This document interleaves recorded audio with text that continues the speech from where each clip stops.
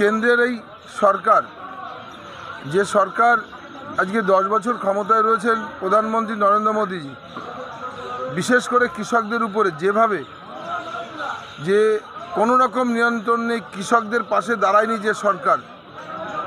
যে সরকারের আমলে চাষিরা চাষ করতে যেয়ে বিপদে পড়েছেন। আমিও চাষির ঘরের ছেলে, আমারও জমি জায়গা রয়েছে, চাষের মধ্যে দিয়ে বড় হয়েছে। আমি জানি যে ডিজেল, বিশেষ করে আমাদের স্যালো মেশিনের জন্য ডিজেলটা অবশ্যই লাগে।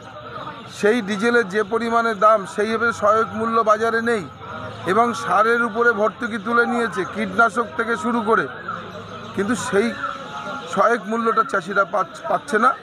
চাষিদের ভীষণ কষ্ট।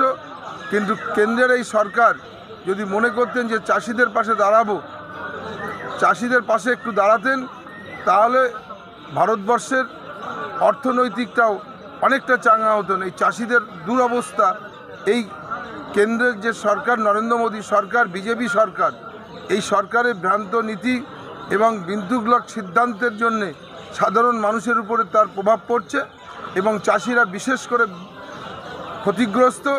এই ডিজেল, কেরোসিন, পেট্রোলের দাম ঊর্ধ্বগামীমুখিত হওয়াতে মানুষের অসুবিধা। সার, কীটনাশক থেকে চাষিদের সঙ্গে কথা বলুন, বুঝতে পারবেন তারা কতটা অসহায় আছে।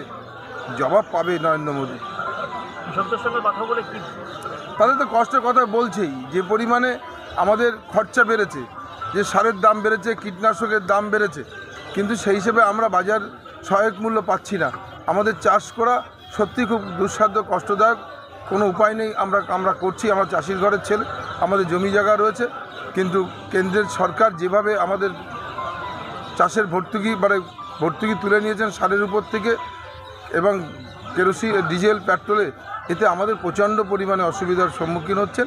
নিশ্চিতভাবে আমি কথা দিয়েছি ওদের যে এই সরকারটা এবার পাল্টে দেন, নতুন সরকার আসবে। আপনাদের কথা ভাববেন যে স্বাধীনতার পরে এই রকম কোনো সরকার আসেনি, যে সরকার যে মানুষের পরে এত পরিমাণে তার চাপ সৃষ্টি করেছে। এরা নিজেদের ছাড়া কিছু বোঝেনি, সবসময় চেষ্টা করছে মানুষের যত অসুবিধা হোক না কেন এদের কিছু যায় আসে না। এরা মানুষের কথা ভাবেনি, এরা রাস্তায় নামে না, যে বাজারের সহায়ক মূল্য ধরে রাখবার চেষ্টাও করে না।